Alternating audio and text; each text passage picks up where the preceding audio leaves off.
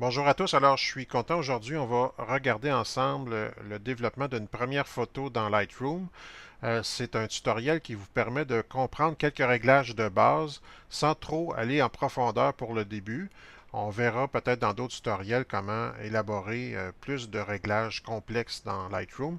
Pour le moment, on développe une photo simplement, une photo qui peut paraître un peu moche, mais c'est un fichier qui contient beaucoup de secrets et on va les découvrir ensemble. On regarde comment développer notre première photo dans Lightroom.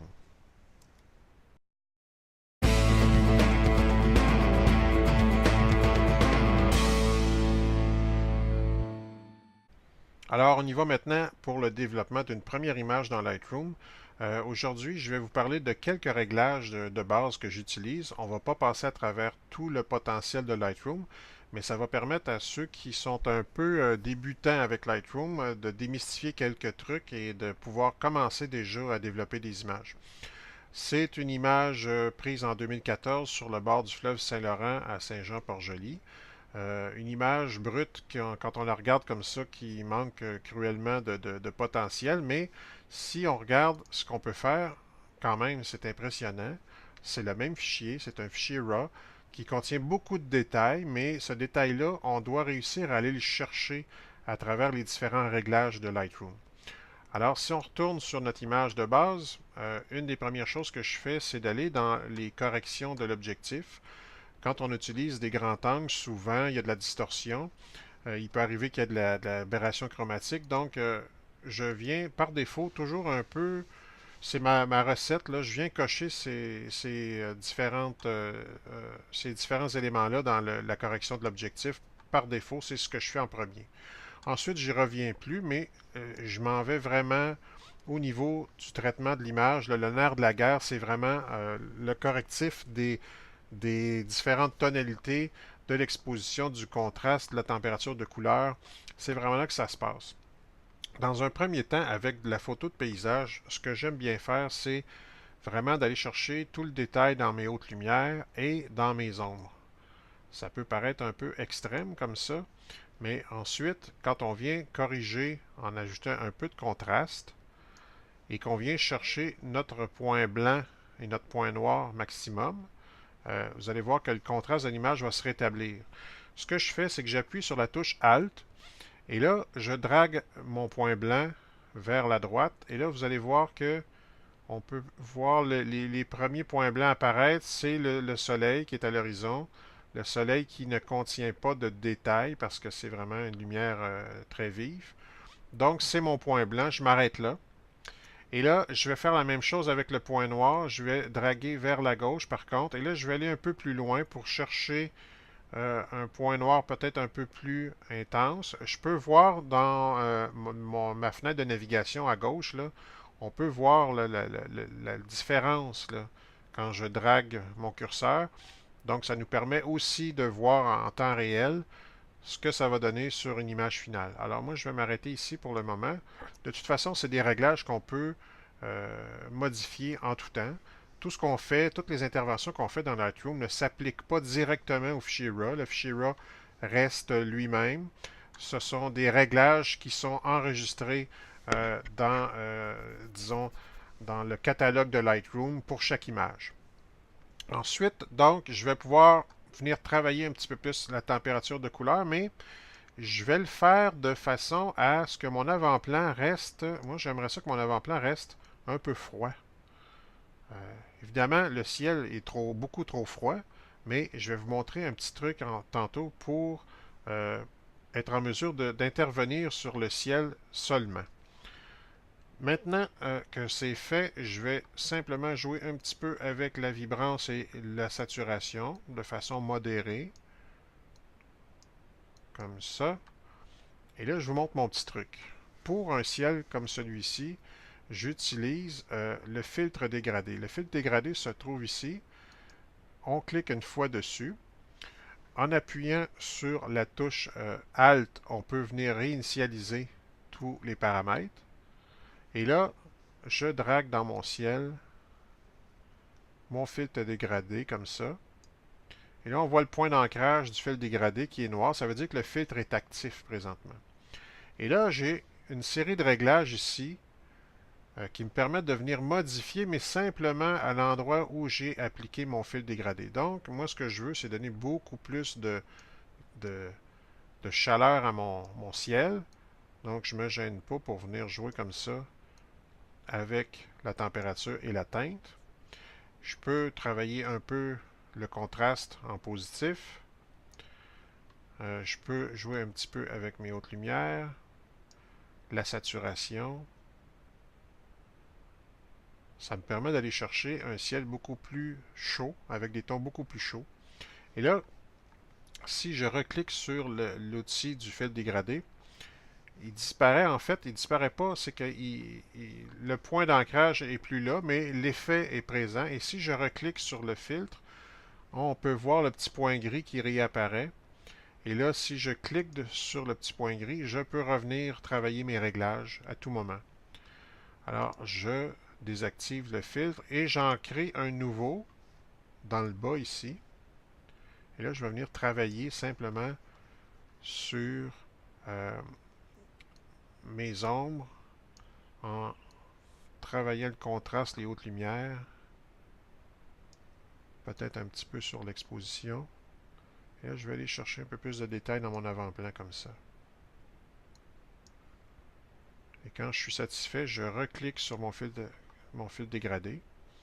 Et là, si on regarde un avant-après, déjà, là, on se rend compte qu'il y a beaucoup d'améliorations. Évidemment, ça dépend des goûts. Peut-être que dans votre cas, ce ne sera pas vos réglages à vous, mais ça permet de voir que à partir d'un fichier de base, un fichier RAW qui n'est pas développé, on peut aller chercher beaucoup de détails, beaucoup de choses intéressantes dans une image qui, au départ, pouvait sembler un petit peu perdue, une image gâchée. Alors, je vais y aller un petit peu en chaleur ici, comme ça. Bon, ça donne déjà une bonne idée. Ce que je vais faire maintenant, je vais vous montrer comment utiliser ce qu'on appelle le TSL, c'est la teinte saturation luminance. Je vais surtout travailler sur la teinte. Et puis là, je peux venir travailler chaque couleur indépendamment les unes des autres. C'est vraiment intéressant. Ça nous permet de travailler chacune des couleurs sans intervenir sur le reste de l'image. Donc, on peut aller chercher à ce moment-là des tons plus chauds.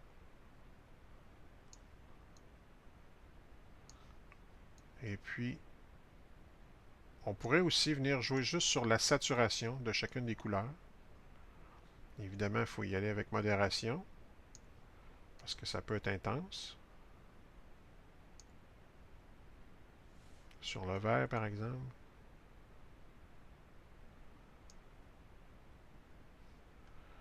Et au niveau de la luminance aussi, on pourrait travailler un petit peu chacune des couleurs les unes des autres, indépendamment.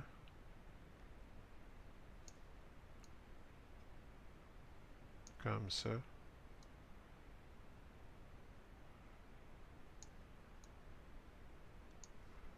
Bon, ben c'est déjà quand même assez bien. On regarde le avant-après. Vraiment, en quelques minutes, là, on va chercher beaucoup plus de couleurs, de contraste. Et puis là, on va regarder au niveau du détail. Le détail, ben, c'est la netteté de l'image. On clique une fois sur l'image pour la voir à 100%. La plupart des images ont besoin de netteté dans Lightroom. Et là, j'y vais avec le curseur de netteté et je vois à l'écran en temps réel. Évidemment, faut pas y aller trop intensément. Faut aller chercher plus de netteté, plus de piqué à notre image, mais aussi ça intervient sur toute l'image. Alors moi, ce que je voudrais faire, c'est masquer la netteté sur le ciel, parce que mon ciel n'a pas besoin d'aller chercher de la netteté. Mon ciel, c'est de la lumière, mais c'est pas nécessairement du détail. Donc, ce que je vais faire, je vais appuyer sur la touche Alt, et là, je vais draguer le petit curseur du masquage. Et ce que ça fait, c'est vraiment magique. Ça vient faire un masque et ça vient dire à Lightroom, n'utilise la netteté que sur ce qui est les pourtours et la zone blanche du masque. Donc, presque tout le ciel ne sera pas affecté par la netteté, simplement la portion d'avant-plan ici. Si j'avais eu une image avec beaucoup de bruit, j'aurais pu venir travailler la réduction du bruit ici avec les différents curseurs. Mais dans ce cas-ci, si j'appuie sur la touche I pour information, je vois que c'est une image qui a été prise à 100 ISO, donc c'est une image qui contient très peu de bruit. Alors, je ne vais pas intervenir sur le bruit dans ce cas-ci au niveau de l'onglet du détail. Et là, dans Effets, je vais venir jouer avec le petit curseur ici magique qui permet de faire un vignettage autour de mon image. Et là, je peux travailler les différents items du vignettage, entre autres le point central, le milieu. Je peux travailler l'arrondi de mon vignettage et je peux travailler aussi sur le contour progressif du vignettage. Alors, je trouve une recette qui me convient bien. Moi, j'aime bien aussi ne faire le vignettage que sur une partie des ombres et non pas sur les hautes lumières. Alors, je viens intervenir sur le curseur des hautes lumières et par la suite, je me réajuste avec mon vignettage comme ça. Ce que ça peut faire, c'est qu'à la fin, je me retrouve avec un petit ajustement peut-être à faire de l'exposition pour aller chercher vraiment ce que je veux dans la portion centrale de mon image.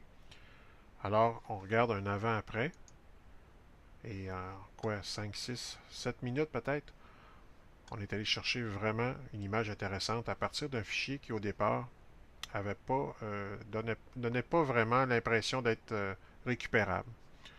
Alors, si on regarde notre fichier final, c'est vraiment intéressant et ça nous permet vraiment de voir comment on peut faire le développement d'une première image dans Lightroom. Et il ne faut pas toujours se fier à ce qu'on voit euh, sur le fichier d'origine, sur le fichier RAW.